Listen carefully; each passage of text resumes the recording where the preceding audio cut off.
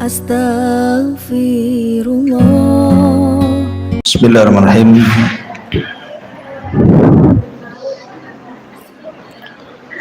Alhamdulillah wassalatu wassalamu ala Rasulillah wa ala alihi wa sahbihi wa mawalah wa la hawla wa la quwata illa billahi wa ba'du.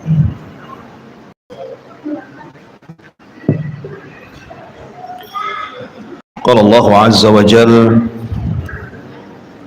ya ayyuhalladzina amanu taqullaha haqqa tuqatih wa la tamutunna illa wa antum muslimun, amma ba'd.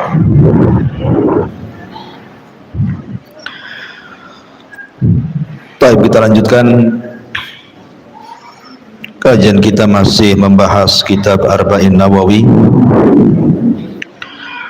dan kita masuk pada hadis ke-24. Kita baca hadisnya. An Abi Dzarrin Al-Ghifari radhiyallahu anhu anin Nabi sallallahu alaihi wa ala alihi wasallam fima yarwihi an rabbih azza wa jalla annahu qala, dari Abi Dzar Al-Ghifari, semoga Allah subhanahu wa ta'ala meridhai beliau, dari Nabi sallallahu alaihi wasallam, beliau meriwayatkan dari Allah azza wa jalla, ya ibadi inni haramtu zulma ala nafsi wa ja'altuhu bainakum muharraman fala tadhalam. Wahai hambaku, sesungguhnya aku mengharamkan kezaliman atas diriku, dan aku menjadikan kezaliman itu haram di antara kalian, maka jangan saling menzalimi. Ya ibadi, kullukum dhallun illa man hadaituh fastahduni ahdikum.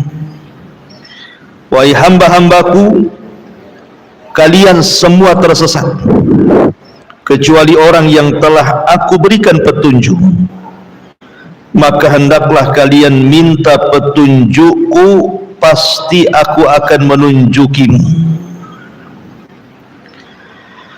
Ya ibadi, kullukum ja'iun illa man at'amtuhu fastat'imuni ut'imkum. Wahai hamba-hambaku, kalian semua adalah orang-orang yang lapar, kecuali orang yang aku beri makan, maka hendaklah kalian meminta makan kepadaku. Ya ibadi, kullukum 'arin illa man kasautuhu fastaqsuni aqsukum. Wahai hamba-hambaku, kalian semua asalnya telanjang, kecuali yang telah aku berikan pakaian kepadanya, maka hendaklah kalian minta pakaian kepadaku, pasti aku akan memberinya. Ya ibadi, innakum tukhti'una bil-laili wan-nahar wa ana aghfiru dzunuba jami'a fastaghfiruni aghfir lakum. Wahai hamba-hambaku, sesungguhnya kalian berbuat dosa pada waktu siang dan malam, dan aku mengampuni dosa-dosa itu semuanya, maka mintalah ampunan kepadaku, niscaya aku akan mengampuni kalian. Ya ibadi, innakum lan tablughu dhurri fatadhurruni wa lan tablughu naf'i fatanfa'uni. Wahai hamba-hambaku, sesungguhnya kalian tidak akan dapat membinasakan aku, dan kalian tidak akan dapat memberikan manfaat kepadaku. Ya ibadi, law anna awwalakum wa akhirakum wa insakum wa jinnakum kanu ala afjari qalbi rajulin wahidin ma naqasa dzalika min mulki syai'a. Wahai hamba-hambaku,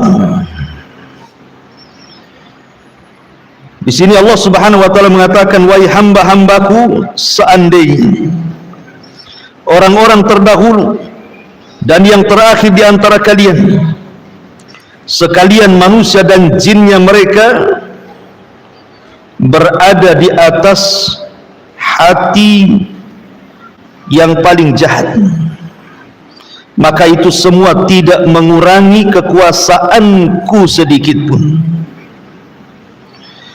Ya ibadi law anna awwalakum wa akhirakum wa insakum wa jinnakum qamu fi sa'idin wahid fasa'aluni fa'ataitu kulla insanin mas'alatahu ma naqasa dhalika mimma indi illa kama yanqusul mikhyat idza udkhilal bahra. Wahai hamba-hambaku, jika orang terdahulu dan yang terakhir di antara kalian semuanya, manusia atau jinnya yang tinggal di bumi, meminta kepadaku lalu aku penuhi seluruh permintaan mereka, tidaklah hal itu mengurangi apa yang ada padaku kecuali sebagaimana sebatang jarum yang dimasukkan ke dalam lautan.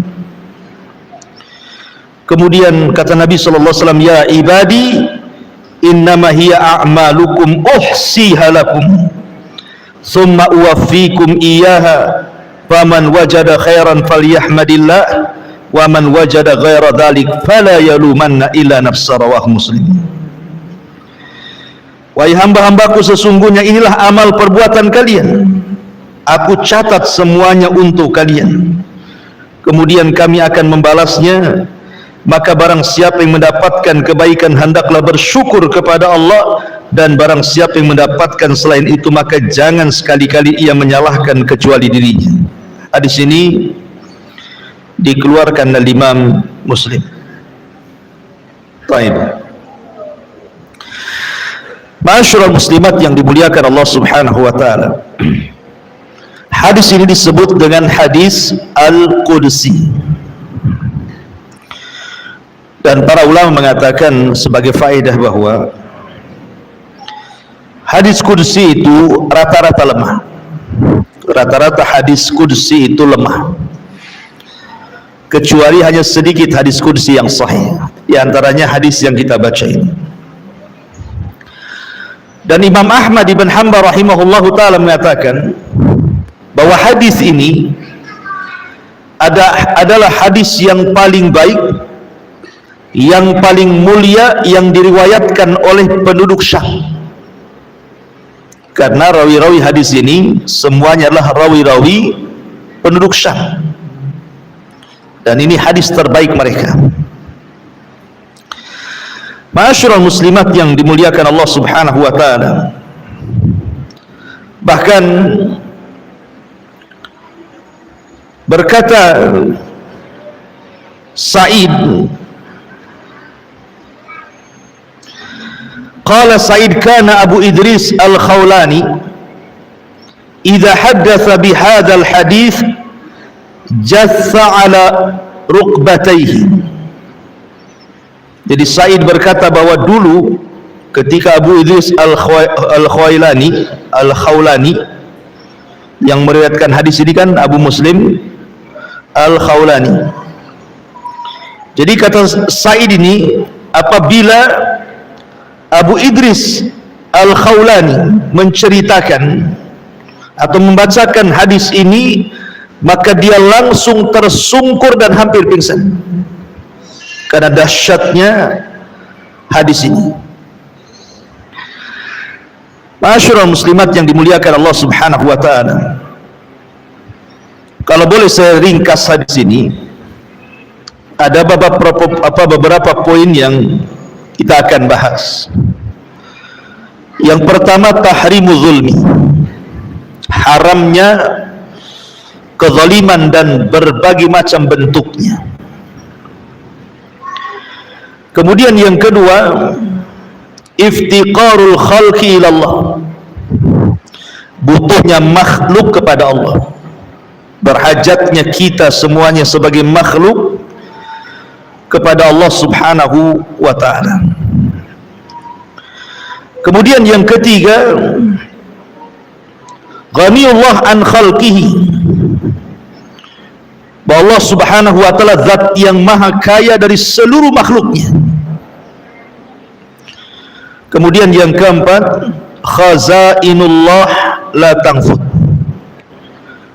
bahwa pembendaharaan Allah subhanahu wa ta'ala tidak mungkin hilang. Kemudian yang terakhir, ihsaul a'mal, bahwa amal kita akan dipertanggungjawabkan Allah subhanahu wa ta'ala. Ini poin yang terdapat dalam hadis ini. Yang pertama, hadis ini menceritakan tentang tahrimu zulmi, haramnya kezaliman. Dari mana? Dari firman Allah subhanahu wa ta'ala, ya ibadi inni haramtu zulma ala nafsi wa ja'altuhu bainakum muharraman fala tadzalamu. Wahai hamba-hambaku, aku haramkan kezaliman kepada diriku dan aku jadikan kezaliman untuk kalian juga sama haram, maka jangan saling menzalimi. Ma'asyiral muslimat yang dimuliakan Allah subhanahu wa ta'ala, zalim itu artinya meletakkan sesuatu yang bukan pada tempatnya, itu secara bahasa. Dan keadilan itu lawannya, karena adil itu meletakkan sesuatu pada tempatnya. Dan Allah subhanahu wa ta'ala digambarkan dalam surah An-Nisa 40, innallaha la yadlim mithqala dzarratin wa in taku hasanatun yudhaifha. Sesungguhnya Allah subhanahu wa ta'ala tidak pernah berlaku zalim, walaupun sebiji zarah sekalipun. Seandainya orang membawa satu kebaikan, maka Allah akan lipat gandakan kebaikan itu. Dan Allah juga mengatakan dalam Fussilat ayat 46, wa ma rabbuka bidzallamil lil abid, dan tidaklah Rabbmu berlaku zalim kepada hamba-hambanya. Dari sini menunjukkan bahwa Allah itu ahkamul hakim, hakim yang maha adil, a'dalul adilin, seadil-adilnya. Tidak ada yang lebih adil di seluruh makhluknya kecuali Allah subhanahu wa ta'ala. Dan lawan daripada adil itu kezaliman. Dan zalim itu terbagi menjadi 3 kezaliman. Yang pertama, kezaliman hamba kepada Allah subhanahu wa ta'ala.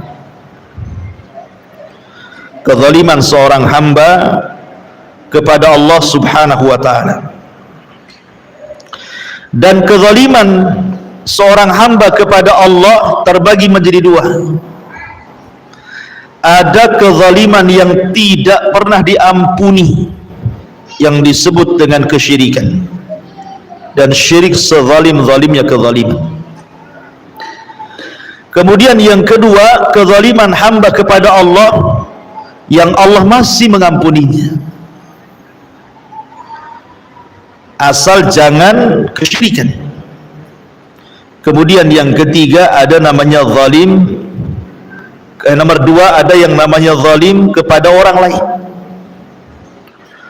zalim kepada orang lain. Dan yang ketiga, zalim kepada diri sendiri. Jadi zalim kepada Allah terbagi 2. Ada zalim yang tidak diampuni dan ada zalim yang diampuni.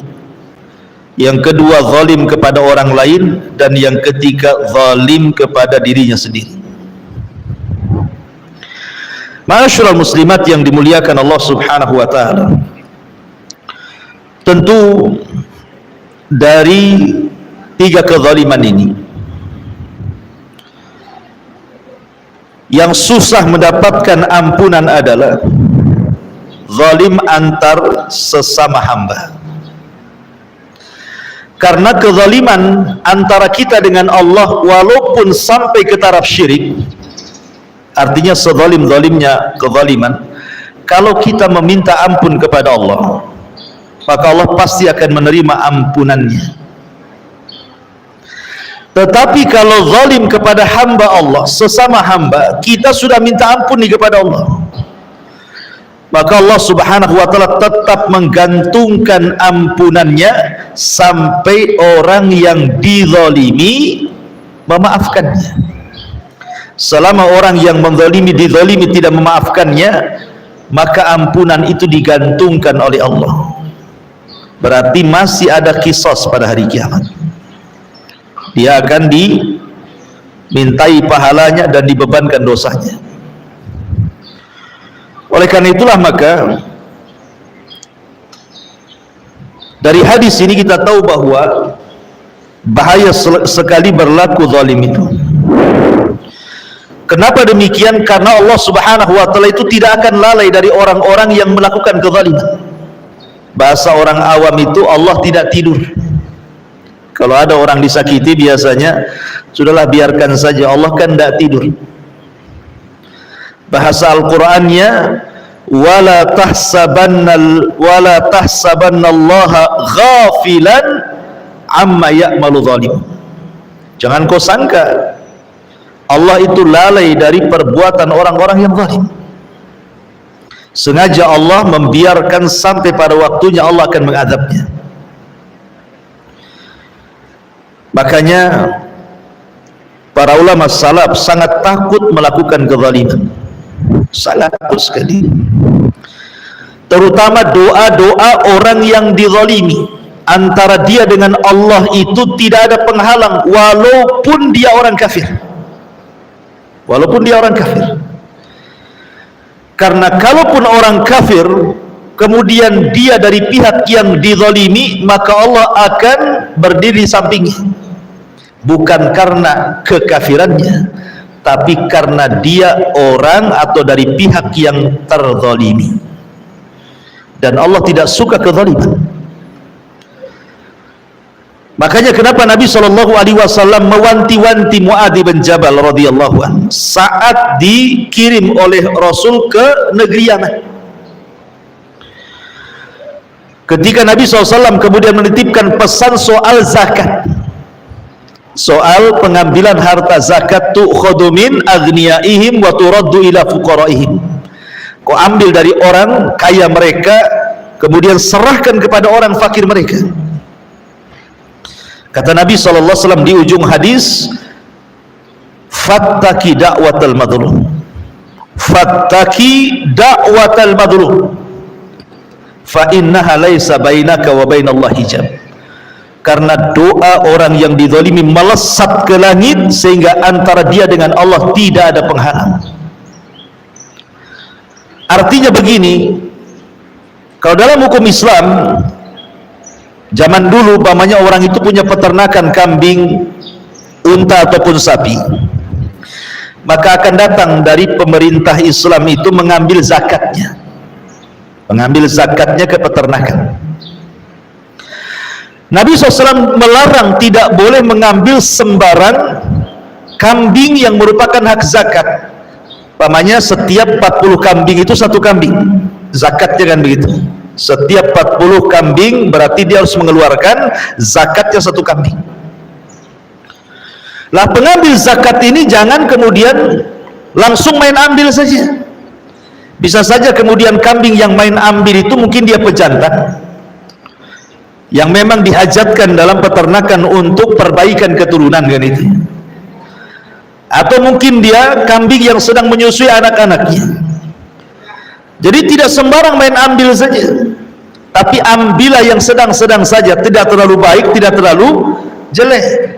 Sebab kalau dia asal ambil berarti dia telah melakukan kezaliman, padahal ini orang ambil zakat nih. Itu saja kata Nabi SAW, fattaki da'watal madlum fa innahu laisa bainahu wa bainallahi hijab. Hati-hati, nanti kalau orang ini terasa dizalimi kemudian berdoa kepada Allah, antara dia dengan Allah tidak ada penghalang. Urusan ngambil zakat saja disuruh hati-hati.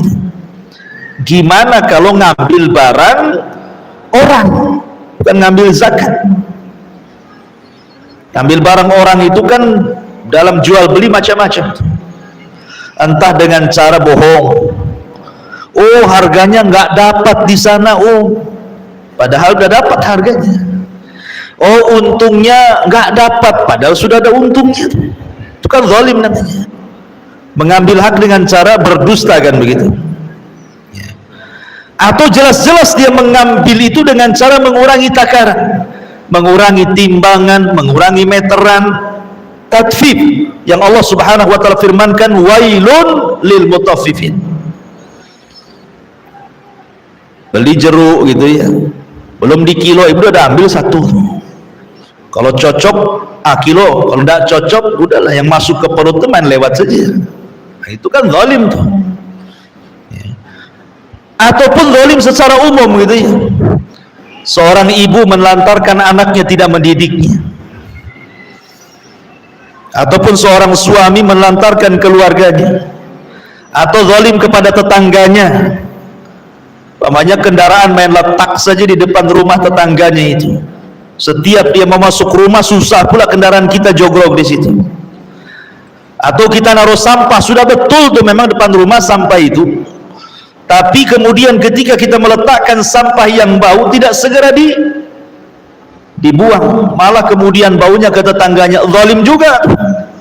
Atau ibu punya pohon mangga, dahannya ke tetangganya, lagi buah ibu ambil daunnya pula berserak di depan rumah tetangganya, zalim itu.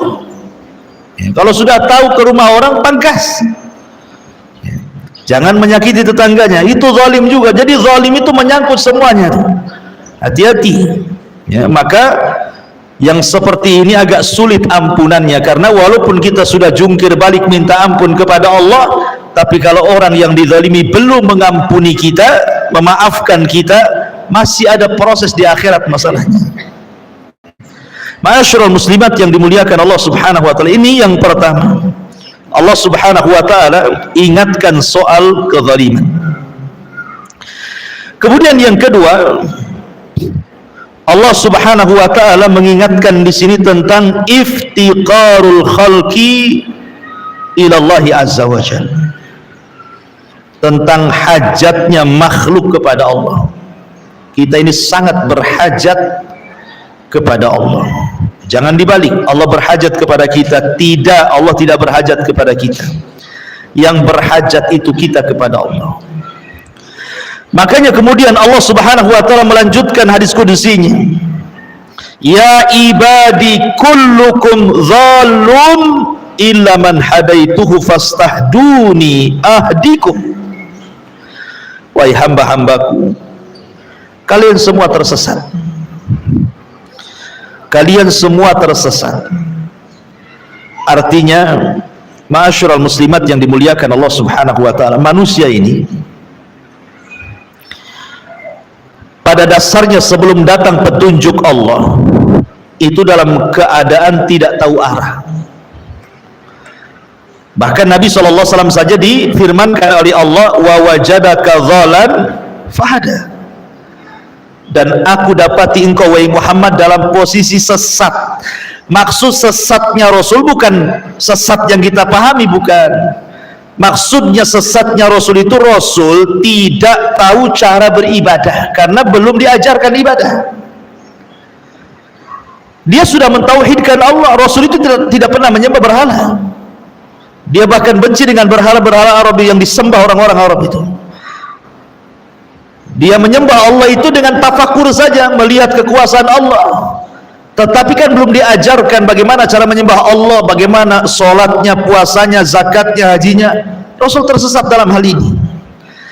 Baru kemudian wa wajadaka dhalan fahada, baru kemudian turun wahyu mengajarkan bagaimana cara menyembah Allah dengan cara sholat, dengan cara puasa, dengan cara zakat, dan begitu seterusnya ya.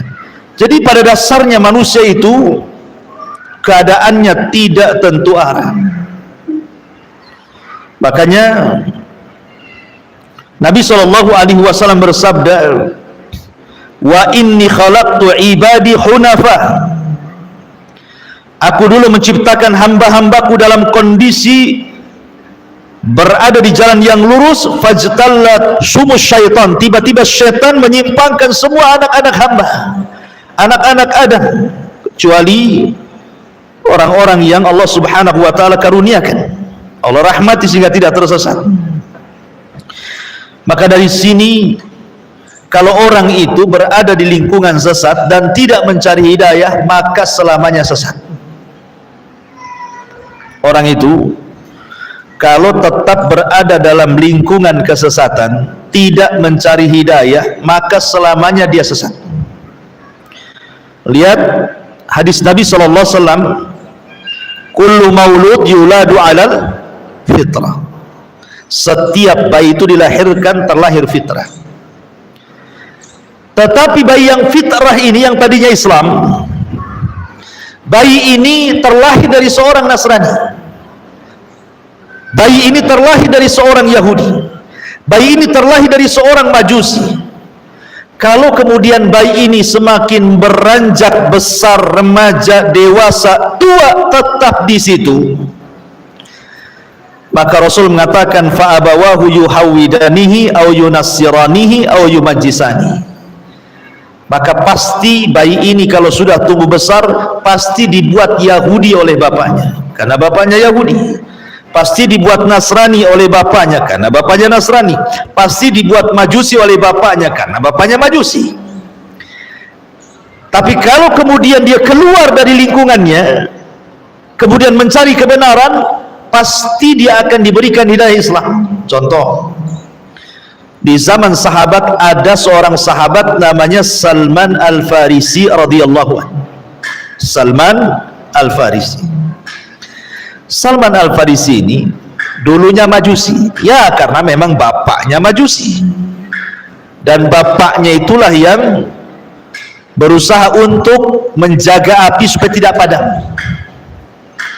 Suatu hari bapaknya sibuk, akhirnya meminta Salman untuk mewakili dia ke kebun. Berangkatlah Salman ke kebun. Rupanya tidak sampai ke kebun, di tengah jalan ada gereja. Maka dia masuk ke gereja itu, kenalanlah dengan seorang pendeta. Kemudian dia melihat bagaimana ibadahnya orang Nasrani. Dari sini ditimbang-timbang, kok masih baik Nasrani dibandingkan Majusi, kata Salman. Dari situ dia tertarik untuk masuk Nasrani.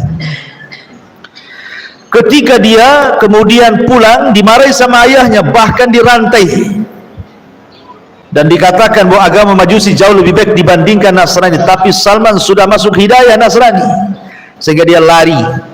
Kemudian dia meminta rujukan kemana dia harus pergi. Akhirnya dari gereja itu dirujuk supaya jauh ke negeri orang. Di sana ada padri, ada pendeta yang kuat ilmunya, kau belajar di sana. Rupanya dia sampai di situ dan belajar. Rupanya Allah takdirkan meninggal pendetanya. Kemudian belajar ke pendeta lain, meninggal lagi. Belajar ke pendeta lain, meninggal lagi. Sampai yang terakhir, rupanya itu tahun kemunculan Nabi. Pendeta ini mengatakan bahwa kau harus berangkat ke negeri yang di situ penuh dengan pohon kurma. Tunggu di situ, Nabi itu akan sampai negeri itu, katanya. Akhirnya kemudian dia berusaha untuk sampai ke negeri tersebut, numpang kafilah yang dari Syam ke Arab. Rupanya oleh kafilah dagang itu malah diperbudak, dijadikan budak, dijual ke orang Yahudi Madinah. Tetapi justru dengan cara itulah setelah Rasul hijrah dari Mekah ke Madinah, Salman mendengar bahwa ada orang ngaku Nabi. Dia teringat dengan ramalan pendetanya. Akhirnya kemudian dia pun mencocokkan tanda-tanda kenabian yang diceritakan pendetanya dengan Rasul sallallahu alaihi wasallam, dan semuanya ada pada Nabi. Sejak itulah dia masuk Islam. Jadi hidayah itu dicari. Kalau dia tetap bersama bapaknya, ya selamanya jadi Majusi, kan begitu ya. Makanya kenapa ketika kita membaca Al-Fatihah itu dalam setiap solat kita minimalnya 17 kali dalam sehari itu, kalimat ihdinas siratal mustaqim itu apa sih maknanya? Kita kan selalu dalam salat ihdinas siratal mustaqim siratal ladzina an'amta alaihim ghairil alaihim waladdallin. Apa sih makna ihdina itu? Kata para ulama, makna ihdina itu 3. Satu artinya sabitna, ya Allah tetapkanlah hidayah yang sudah kau berikan kepada. Makna yang kedua zidna, ya Allah tambah, bukan hanya tetapkan, tambah lagi hidayah itu. Kemudian makna yang ketiga fima sayati, ya Allah berikan hidayah bukan hanya hari ini saja, tetapi juga ke masa-masa yang akan datang, tetaplah saya di atas hidayah. Makanya wajar orang yang kemudian membaca ihdinas siratal mustaqim dalam setiap solatnya, dan dia paham mana ihdinas siratal mustaqim, dia minta ditetapkan hidayah, dia minta ditambah hidayah, dia minta hidayah itu terus sampai ke masa depan. Maka orang yang solatnya seperti ini, maka Nabi Allah subhanahu wa ta'ala berfirman, innas salata tanha anil fahsyai wal munkar. Salat itu pasti mencegah dia dari perbuatan keji dan mungkar. Kenapa? Karena hidayah masuk. Berarti orang yang habis salat masih melakukan perbuatan keji dan mungkar, jangan-jangan dia tidak serius ketika membaca ihdinas siratal mustaqim. Itu yang menjadikan salat ini mempengaruhi keluar salat itu gara-gara hidayah. Makanya ketika baca Fatihah itu di sini ditekankan ini ihdinas siratal mustaqim, supaya Allah berikan hidayah kepada setiap orang yang salat itu. Ya. Jadi di sini yang kedua, bahwa kita sangat berhajat kepada hidayah. Dan orang yang sudah dapat hidayah, ibu ya, seperti orang sudah dapat Islam itu sudah hidayah. Tetapi ada yang lebih menguatkan hidayah Islam. Apa itu? Sunnah. Makanya Imam Ahmad, ketika dikatakan kepada Imam Ahmad, man mata alal Islam mata ala khair. Siapa yang mati di atas Islam berarti mati di atas kebaikan. Kata Imam Ahmad, waihak, bukan begitu, celaka engkau, bukan begitu. Tetapi man mata alal Islami was sunnah mata alal khair. Tetapi orang yang meninggal di atas Islam dan juga sunnah baru dikatakan mati di atas kebaikan. Karena banyak orang yang KTP-nya saja Islam, tapi ajaran-ajaran Rasul tidak pernah dilakukan.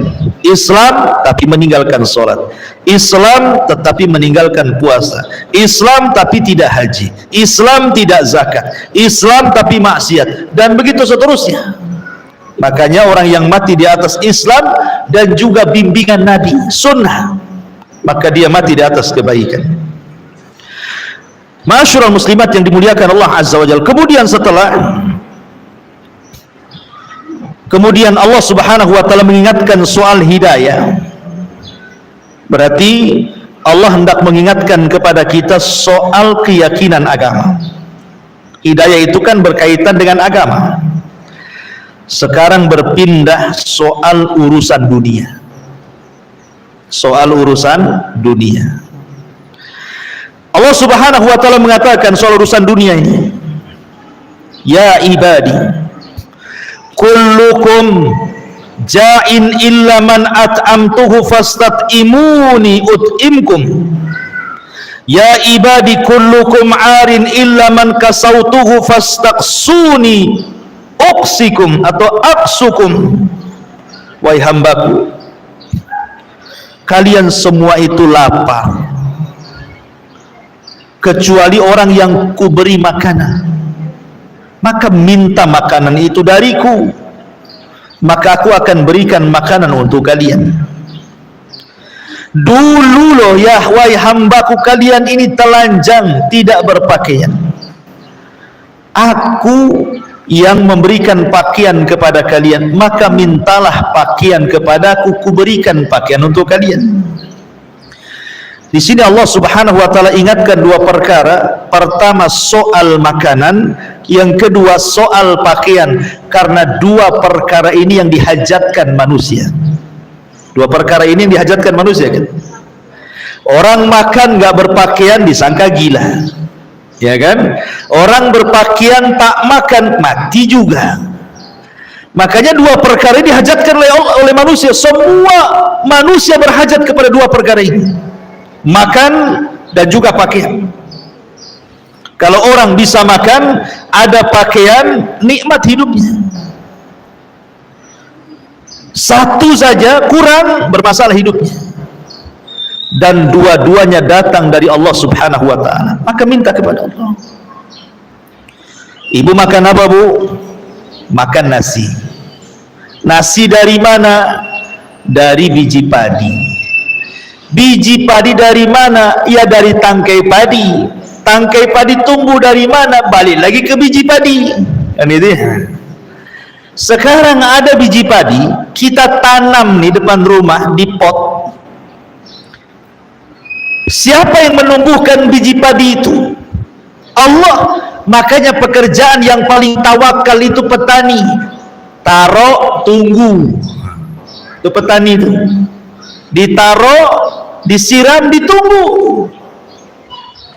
Lain dengan penjahit, sudah ada bahannya, umpamanya beli bahan, ditaruh, ya tetap saja nggak jadi celana dia. Ditaruh jadi baju, enggak dikerjakan kan. Kalau biji main lempar saja, apalagi negeri subur, dilempar saja biji itu, tahu-tahu tumbuh. Loh, siapa yang numbuhkan dia? Walaupun tidak semua biji tumbuh, tapi kita bisa melihat yang tumbuh. Pertanyaannya, siapa yang membuat dia tumbuh? Kalau bukan karena Allah Subhanahu wa ta'ala. Ya.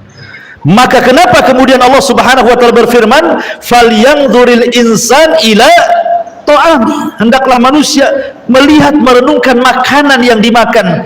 Tahu enggak kalau makanan itu berasal dari Allah? Allah yang menumbuhkan semua makanan. Semua makanan yang kita makan itu kembali kepada tumbuhan kan. Ibu mau makan roti, mau makan apa, itu bahan-bahannya balik ke tanah tuh. Pakaian juga sama. Emang pakaian kita ini dari mana? Kalau bukan dari tumbuh-tumbuhan? Oh, sutra ada pakai ulat. Ulat pun makan itu juga dari tumbuh-tumbuhan, dari tanah juga kan begitu ya. Semua kembali ke tanah yang Allah tumbuhkan. Dari sini bahwa Allah ingatkan bahwa yang menyediakan makanan untuk kita, yang menyediakan pakaian untuk kita itu Allah, gitu maksudnya dalam hadis ini ya. Jadi kita diingatkan, kita ini sangat berhajat kepada Allah, sangat iftikar, berhajat kepada baik urusan dunia kita, termasuk juga urusan agama kita, dan semua akan ditanya di hadapan Allah. Makanya ketika kita membahas dulu suratul Kautsar, surah Al-Hakumut Takatsur, ketika membahas ujung ayat daripada surah Al-Hakumut itu, la tus'alunna yauma idzin anin na'im, kalian akan ditanya kelak pada hari kiamat tentang nikmat. Sebagian mengatakan nikmat di sini pakaian, makanan, minuman, tempat tinggal, kendaraan, semua akan ditanya. Ketika turun ayat ini, Nabi SAW keluar dari rumahnya di siang hari bolong, dan ketika itu Madinah dilanda paceklik hebat sehingga sudah banyak orang yang kelaparan dan tidak ada makanan. Rasul keluar siang-siang bolong. Tiba-tiba di tengah jalan berjumpa dengan Abu Bakar dan Umar. Rasul bertanya kepada Abu Bakar dan Umar, wa ma akhrajakuma, apa yang membuat kalian keluar dari rumah siang-siang ini? Ngapain panas-panas kau keluar, gitu bahasanya.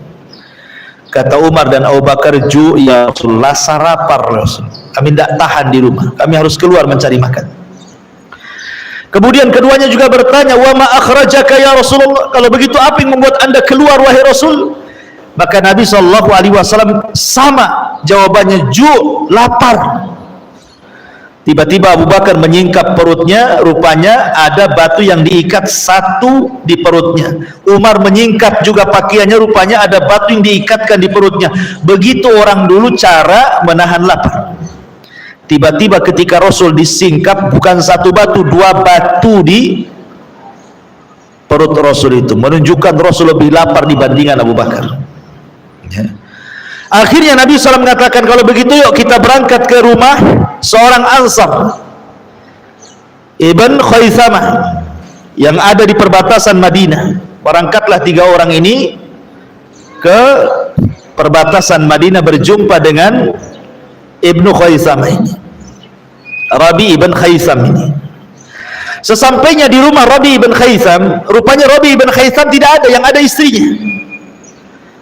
Nabi SAW tidak berani masuk, karena bagaimanapun sendirian tanpa mahram, Rasul menunggu di luar sebagai adab tamu. Selang sebentar rupanya Rabi ibn Khaisam datang membawa air putih. Kemudian melihat tamunya luar biasa, ada Nabi, Abu Bakar, Umar, wah senangnya luar biasa. Akhirnya kemudian dia pun langsung mengambil pisau dan hendak menyembelih satu kambing yang paling besar. Sementara kambing itu adalah kambing perempuan yang sedang menyusui anaknya. Kata Rasul, "Iyyak wal halib, jangan kau sembelih itu kambing. Yang ini saja," kata Nabi. Maksudnya yang kurus. Yang kurus saja. Lihat bagi Rasul mengajarkan bagaimana adab seorang tamu. Jangan merepotkan tuan rumah. Kan banyak tuh tamu merepotkan tuan rumah itu. Masa aqua gelas saja, pandai lain. Kan itu yang agak ini ya. Ya, ada apa sih di kulkasnya? Tanya kulkas pula. Ya. Jadi tidak usah tanya-tanya. Dan tuan rumah kalau dia berakal, pasti dia sudah paham keutamaan menghormati tamu. Kalau memang tuan rumah tidak paham, ya sudah, jangan repoti dia. Makanya Rasul jangan sembelih yang ini saja. Ini enggak. Mau dibelikan bakso, janganlah bakso. Kalau bisa rawon, tambah soto, tambah. Nah, ini kok milihnya itu lebih tinggi. Kalau bisa jangan bakso lah. Sudah cilok saja, kan itu lebih turun tuh derajatnya. Ini minta yang tinggi lagi. Ya. Jadi akhirnya disembelihlah kambing yang kecil itu, kemudian dihidangkan. Ketika hendak makan, namanya kambing baru direbus, asapnya masih mengepul, tiba-tiba Nabi SAW menangis, Abu Bakar ikut menangis, Umar pula bertanya, "Afi hadhil halati tabkun?" Oh, dalam kondisi seperti ini kalian menangis wahai Rasul? Kita ini lagi lapar, makanlah, jangan nangis gitu. Maka kemudian Nabi SAW mengatakan kepada Umar, "Ya Umar, alhaqumut takatsur," sampai Rasul membacakan, "La tus'alunna yauma idzin 'anin na'im." Nanti makanan minuman yang kita makan di depan kita ini akan ditanya di hadapan Allah. Jadi semua akan ditanya. Makanya Allah mengatakan, "Falyanzuril insan ila ta'ami." Hendaklah melihat manusia kepada makanan yang dilihat. Semua akan ditanya. Apakah makanan yang kita makan halal atau tidak?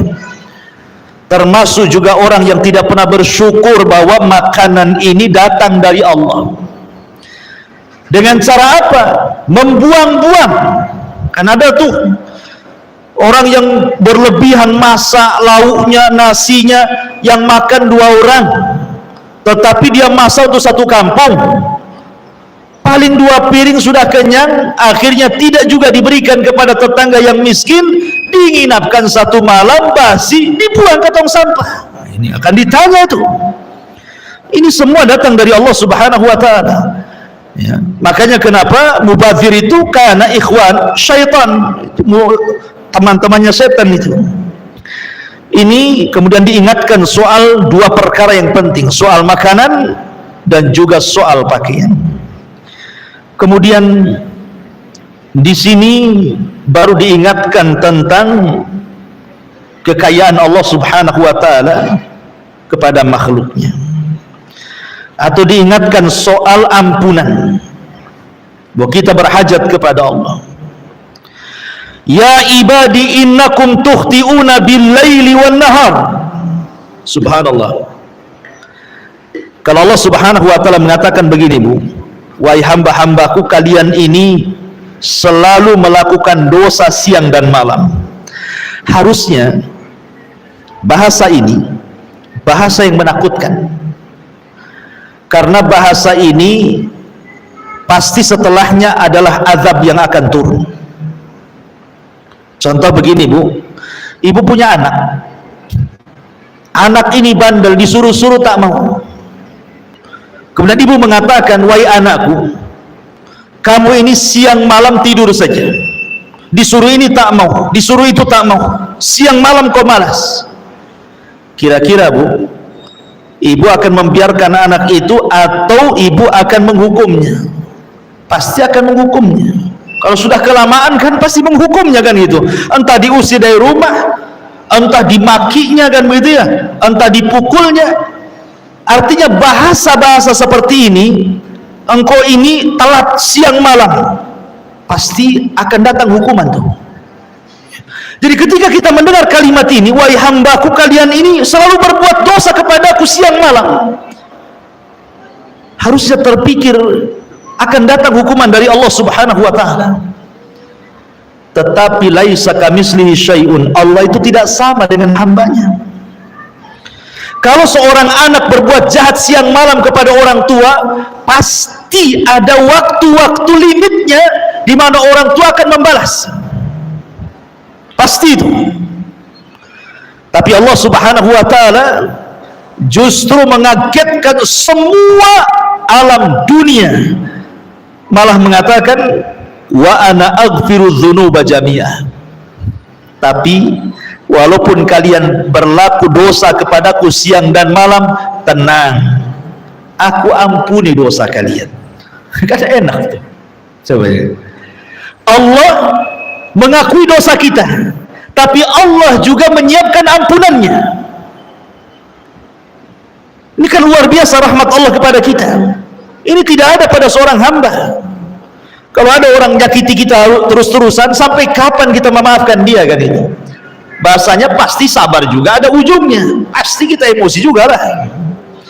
Tapi Allah rahim, rahmatnya mendahului murkanya. Kasih sayangnya Allah kepada hamba jauh lebih kasih sayang seorang ibu kepada anaknya. Ma'asyiral muslimat yang dimuliakan Allah Azza wa Jalla. Maka di sini wa ana aghfiru dzunuba jami'a fastaghfiruni aghfir lakum. Maka mintalah ampun. Kapan-kapan pun kalian minta ampun, ku ampuni. Lihat bagaimana Allah Subhanahu wa taala membuka ampunan selebar-lebarnya. Ada orang yang berusia 100 tahun datang kepada Nabi, orang kafir musyrik. Semua dosa sudah dilakukan dia. Namanya orang tua pasti pengalaman dalam dosa. Kalau anak muda kan tidak pengalaman dalam dosa. Dia sedang mencoba dosa. Tapi orang tua itu sudah pengalaman dosanya. Sehingga orang ini datang kepada Rasul mengatakan, "Ya Rasulullah, inni fa'altu dzamban 'azima. Law wuzi'at ala ahli al-qaryati lawasi'athum." Aku melakukan banyak kali dosa Rasul. Kalau ku bagi-bagikan di dosa ini ke kampung, sebuah negeri, cukup untuk mengadab mereka. Kata orang ini mengatakan, "Halli minat taubah Rasul, ada enggak di agamamu taubat orang sepertiku ini?" Maka Nabi SAW mengatakan, "Atashhadu alla ilaha illallah wa anni Rasulullah." Maukah kau mengatakan bahwa aku bersaksi tidak ada sesembahan yang berhak disembah kecuali Allah dan aku utusan Allah? Kalau engkau mengucapkannya, fal Islam yahjubu ma qablah. Islam itu menutupi dosa sebelum Islam. Oh, senang dia. Maka dia langsung mengatakan, "Asyhadu an la ilaha illallah wa asyhadu annaka Rasulullah." Maka Rasul mengangkat kedua tangannya mengatakan, "Alhamdulillah, badalallahu sayyiatihil hasanat." Segala puja dan puji hanya milik Allah. Allah telah menggantikan keburukan dia, semua sudah jadi baik. Karena Islam itu menghancurkan dosa sebelumnya, sebagaimana taubat menghancurkan dosa sebelum taubat. Jadi di sini menunjukkan bahwa banyak-banyak bertobat kepada Allah Azza wa Jalla, karena kita dicap melakukan dosa siang dan malam. Kalau ada orang mengatakan saya tidak pernah berbuat dosa, dustakan ucapannya. Setiap manusia itu pasti berbuat dosa. Mungkin matanya yang berbuat dosa, mungkin telinganya, mungkin lisannya, mungkin hidungnya, mungkin tangannya, mungkin kakinya, mungkin kemaluannya, mungkin juga hatinya, mungkin pikirannya. Tidak tahu yang mana satu. Tapi setiap hari kita berbuat dosa.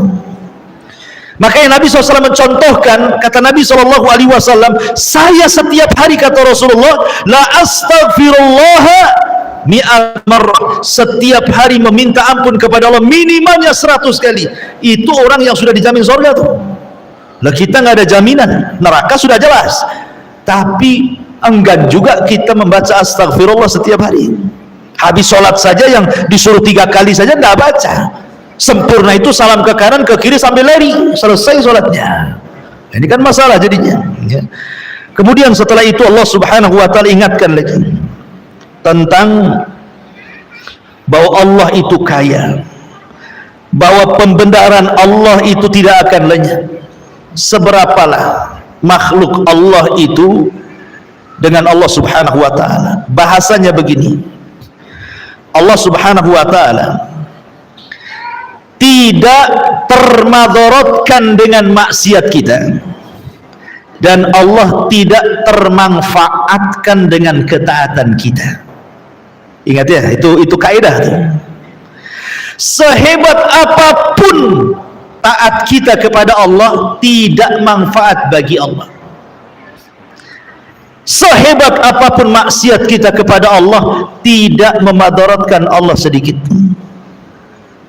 Bahasa lainnya, kalau satu dunia ini bermaksiat kepada Allah, tidak mengurangi kekuasaannya. Kalaupun satu dunia melakukan ketaatan kepada Allah pun tidak menambah kekuasaannya. Allah itu tidak berhajat kepada kita. Kalau analogi yang lebih dekat lagi begini, Bu, ibu ketika punya uang ingin bersedekah kepada fakir miskin.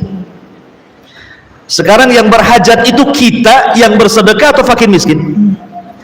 Mungkin pikiran kita fakir miskin yang berhajat kepada kita, kan begitu?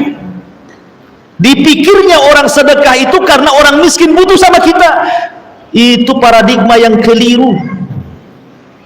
Jadi kalau ibu hendak bersedekah, yang butuh itu kita kepada dia, bukan dia kepada kita. Karena sedekah itu manfaatnya bukan untuk orang miskin itu, tapi manfaatnya kembali ke kita, gitu maksudnya. Dengan bersedekah bertambah kemudian harta kita, ma naqasa min mali sadaqah. Tidak akan berkurang harta yang disedekahkan. Untung masih ada orang miskin, saya bisa bersedekah. Akhirnya harta kita walaupun tidak bertambah, minimalnya tidak berkurang. Kan begitu ya? Dengan bersedekah akhirnya kesehatan kita dijaga oleh Allah. Kalau tidak ada orang miskin yang kita sedekahkan, mungkin kita sudah sakit-sakitan. Dengan sedekah Allah buatlah kita sembuh penyakitnya. Minimalnya walaupun tidak ada penyakit, ataupun tidak disembuhkan penyakitnya, yang ada tidak ditambah penyakitnya. Ataupun kita ketika bersedekah kepada fuqara wal masakin, Allah mudahkan setiap kesulitan kita jadi kemudahan. Kalau bukan karena mereka, sulit teruslah hidup kita itu. Jadi dari sini kita tahu yang berhajat dengan sedekah kita itu bukan kita, bukan orang miskin kepada kita, tapi kita yang butuh orang miskin. Nah, itu paradigma yang benar tuh. Seperti itulah, bahwa sehebat apapun kita taat tidak menjadikan manfaat bagi Allah, sehebat apapun orang maksiat tidak pula memadaratkan Allah. Perhatikan di sini. Allah Subhanahu wa taala mengatakan, ya ibadi, innakum lan tablughu dhurri fatadhurruni wa lan tablughu naf'i fatanfa'uni. Allah Subhanahu wa taala mengatakan, wahai hamba-hambaku, sesungguhnya kalian tidak akan dapat membinasakan aku, dan kalian tidak akan dapat memberikan manfaat kepadaku. Sehebat apapun kita taat, tidak manfaat bagi Allah. Sehebat apapun maksiat, tidak membatalkan Allah. Artinya ketaatan itu kembali kepada kita. Sebagaimana maksiat juga dampaknya akan kembali kepada orang yang bermaksiat. Itu maksudnya. Dan Allah mengatakan, ya ibadi, law anna awwalakum wa akhirakum wa insakum wa jinnakum kana ala atqa qalbi rajulin wahid minkum ma zada fi mulki syai'an. Ya ibadi, law anna awwalakum wa akhirakum wa insakum wa jinnakum kanu ala afjari qalbi rajulin wahid ma naqasa dzalika min mulki syai'an. Kalau satu dunia Mulai dari yang hidup pertama siapa? Adam, sampai yang terakhir nanti yang kena trompet sangkakala Israfil. Sekarang Bu, orang yang hidup di permukaan bumi tidak lebih banyak daripada orang yang dikubur di dalam bumi. Berapalah jumlah orang yang hidup di atas bumi itu dibandingkan dengan orang yang sudah dikubur sejak zaman Nabi Adam? Lebih banyak mereka, entah berapa triliun orang yang di dalam bumi ini, kita tidak tahu. Kalaulah mereka dihidupkan semuanya, gitu maksudnya, sejak zaman Adam sampai yang terakhir terkena trompet sangkakala itu dihidupkan semua, bukan manusianya, jinnya sekalipun dihidupkan. Semuanya dijadikan oleh Allah taat kepada Allah, rajin sholat, rajin puasa, rajin zakat, rajin baca Quran, zikir, semua ibadah lakukannya dari mulai awal sampai yang akhir, mulai jin dan manusia. Kata Nabi SAW dalam hadis kursi, Allah mengatakan, mazada dzalika fi mulki syai'an, tidak menambah kekuasaan sedikit pun dariku, kekuasaanku tidak akan nambah dengan ketaatan kalian.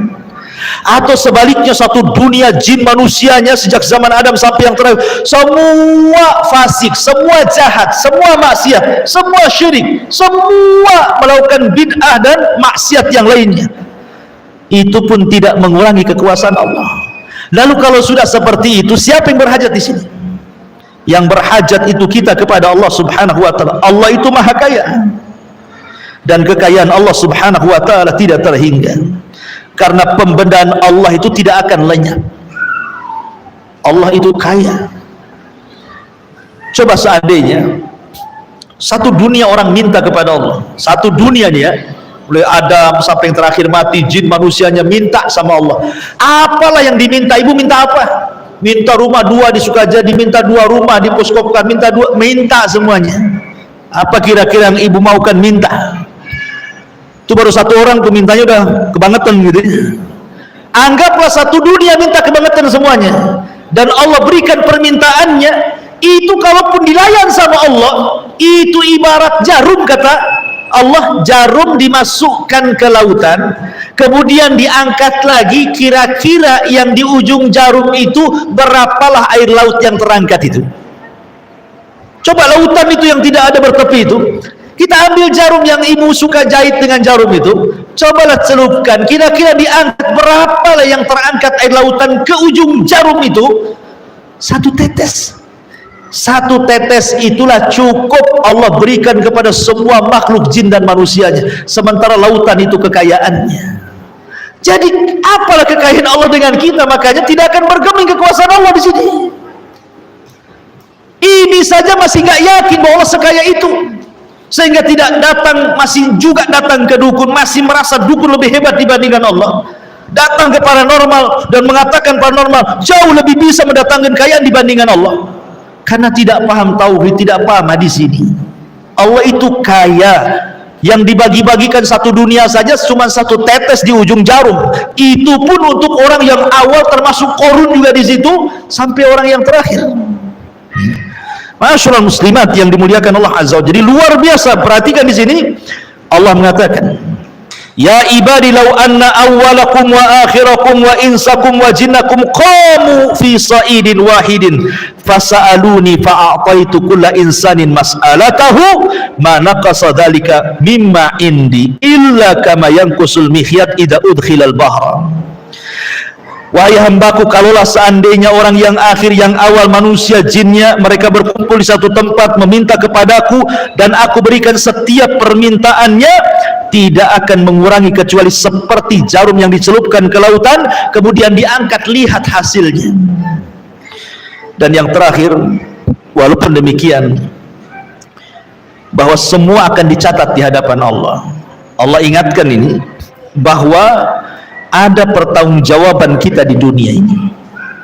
Ada pertanggungjawaban kita di dunia.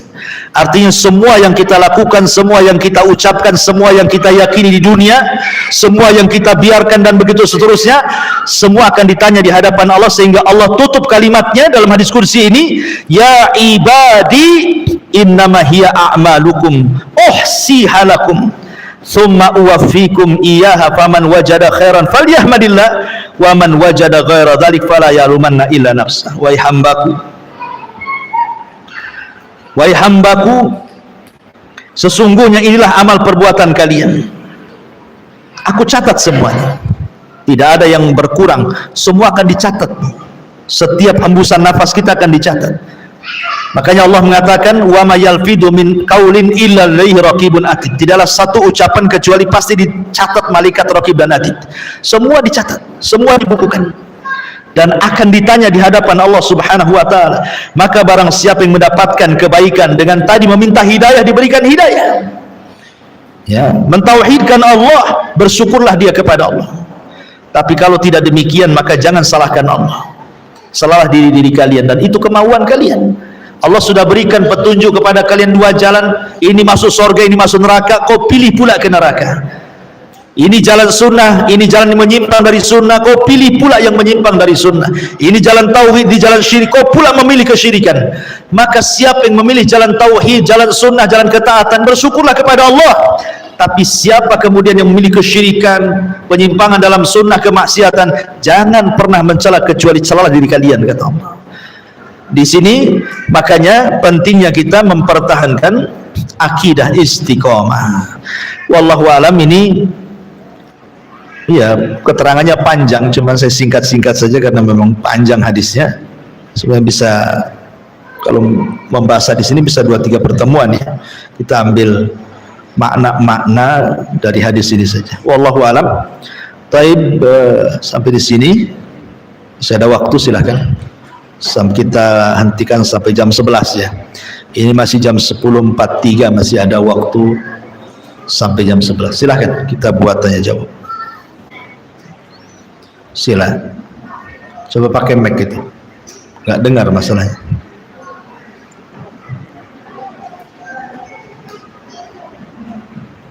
Bisa tentang bilang katanya, apakah kalau kegiatan yang sunnah untuknya tidak bisa?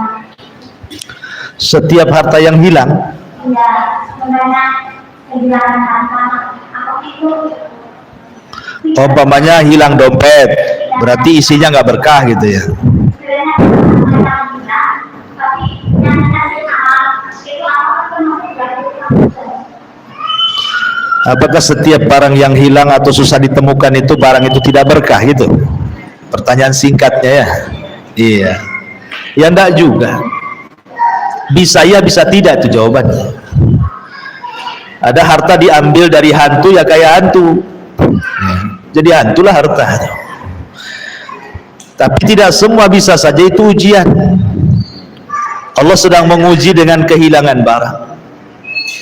Nabi Ayub alaihi salatu wassalam diuji dengan kehilangan harta.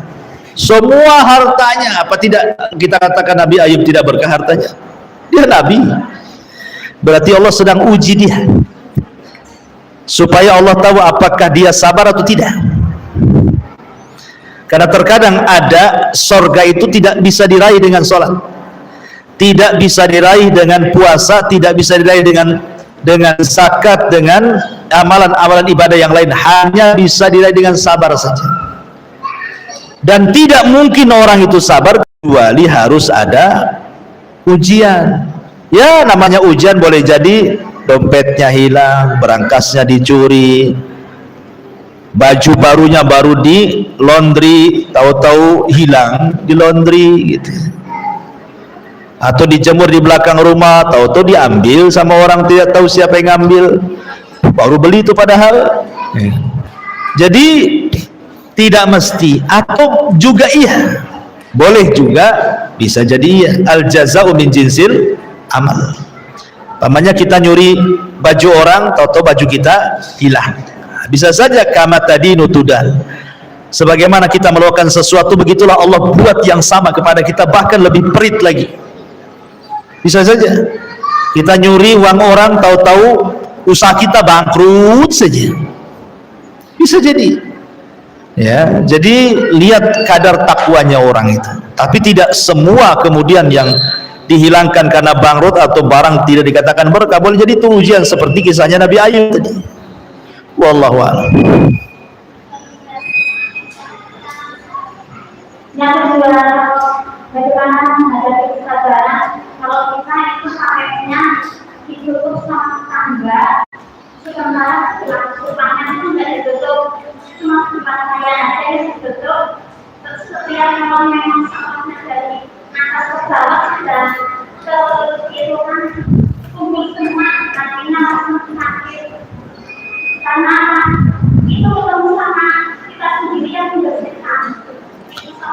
Maksudnya sampah ibu di bawah.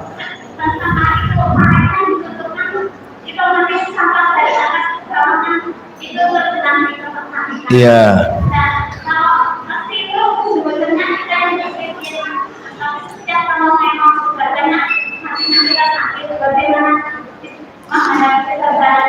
Sakit apanya Bu? Sakit hatinya? Kenapa nggak bilang sama RT-nya? Nggak ada RT-nya di situ ya? Iya, walaupun gue lulu itu kan mesti ada PRT, ada PRW situ. Coba koordinasi dulu dengan RT-nya. Jadi kalau memang ibu posisi di bawah, kemudian tetangga posisi di atas, lagi hujan kemudian melimpah sampahnya ke bawah, di antara hak bertetangga itu bukan hanya sekedar tidak menyakiti tetangga, tapi sabar dari orang yang menyakiti dari tetangga kepada kita. Namanya tahammul. Jadi ihtimalul adza, tetap sabar. Sabar aja lah, nggak apa-apa dibuang sampahnya. Kalau bisa sabar. Kalau tak bisa sabar, ini perbuatan siapa naruh sampah dari atas ke bawah itu? Bukan, maksudnya perbuatan siapa? Kalau perbuatan Allah seperti hujan, ini bukan perbuatan tetangga turun hujan itu. Ini Allah yang turunkan hujan, gara-gara hujan akhirnya sampah di atas ke bawah. Masa yang disalahkan tetangganya? Satu, dengarkan dulu. Kalau seandainya sebenarnya sudah dibuatkan drainase, sudah ada paritnya besar lagi, tapi mungkin tetangga yang di atas zalim, jangan buang sembarangan ke parit. Dibuang bukan sampah, batu pun dibuang dia. Akhirnya macet lah sampah itu, berarti zalim dia. Akhirnya ketika hujan meluap. Nah, inilah yang coba al-ashal fal-ashal, berikan nasihat yang paling rendah, yang tidak menyinggung, kemudian naik lagi ke atas, naik lagi ke atas gitu ya. Mulai dari coba dinasihati, kemudian melibatkan RT RW. Ya, bagaimana caranya? Kalau ibu sudah nggak tahan, pindah dari situ. Cari yang ibu posisinya di atas, supaya yang di bawah sih nyapu aja. Ya bagus kalau ibu diam saja, yang penting ibu beramal lah. Gara-gara sampah ini saya banyak pahala. Coba nggak ada sampah, tak ada pahala saya. Kalau itu kan enak tuh kalau ngomong gitu ya, sederhananya seperti itu. Gara-gara sampah ini jadi saya banyak pahalanya. Selesai itu urusan. Ya. Tapi jangan pula gara-gara sampah jadi banyak dosanya. Akhirnya digibah saja semua orang. Jadi ya itu makanya coba ada solusi lah, ada RT RW, laporkan saja. Boleh jadi ada kerusakan, kita tidak tahu. Wallahu a'lam.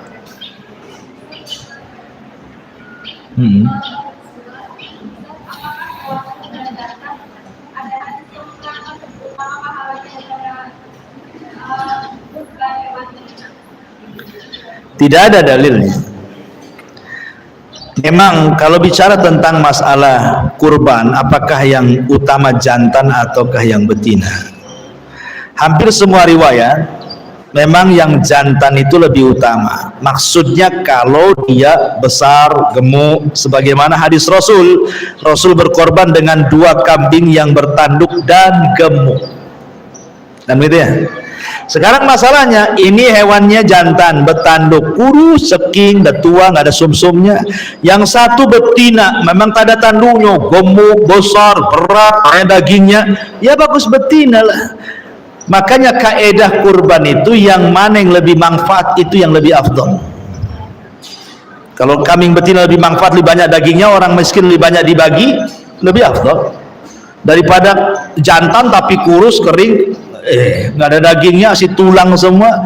Akhirnya di sop nggak ada yang di sop, tulang semua, nggak ada dagingnya. Ya mendingan yang gemuk lah.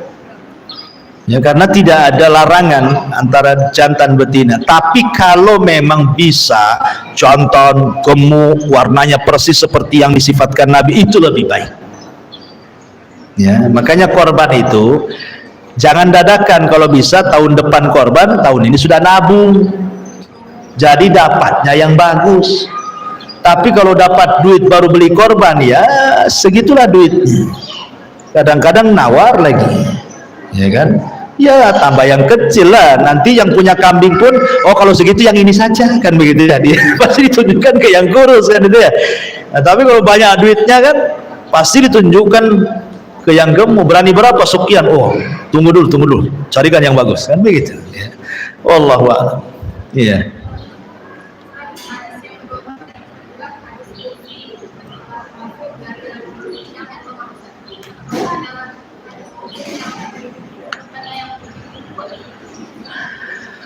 Hadis kursi itu memang kebanyakan lemah. Itu kata-kata ulama. Ya. Kebanyakan lemah, tapi ada juga yang sahih. Seperti ini hadis yang kita bahas ini sahih hadisnya. Ya. Lalu apa bedanya hadis kursi dengan Quran? Kan sama-sama qala Allah, lain dengan hadis biasa qala Rasulullah. Kalau hadis kursi itu kan qala Allah, berfirman Allah. Quran juga berfirman Allah. Apa bedanya Quran dengan hadis kursi?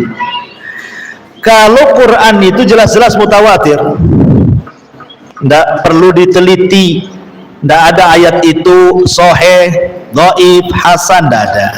Tapi kalau hadis kursi masih diteliti, makanya lebih banyak yang dhaif dibandingkan yang sahih.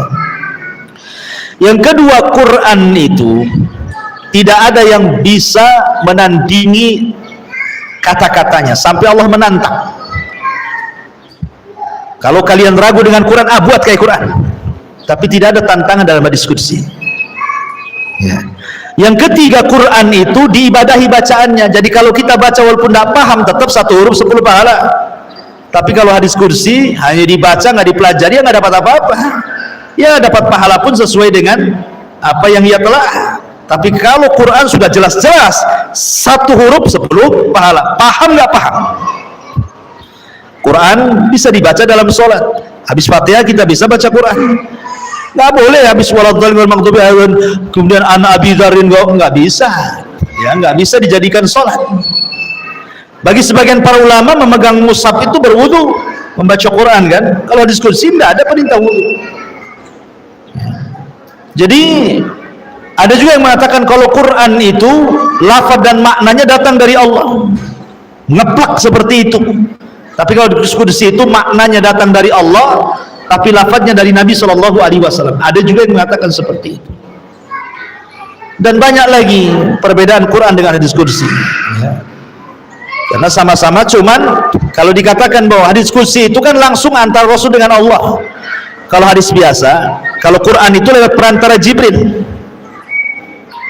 Karena ada yang mengatakan, oh kalau gitu hadis kursi lebih hebat. Karena Quran lewat perantara, hadis kursi tidak langsung dengan Allah. Tidak. Ya tadi pembedaannya, tetap Quran di atas hadis kursi dibandingkan hadis kursi, tetap Quran di atasnya. Karena Quran itu tidak perlu diteliti lagi. Kalau kursi mah di penelitian para ulama, makanya kebanyakan lemah daripada sahihnya. Jadi itu harus dipahami tentang hadis kursi. Wallahu a'lam. Ya.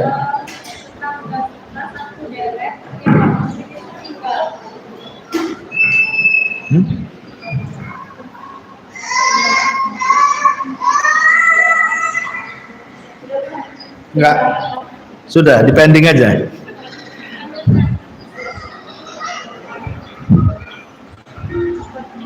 Mana sudah?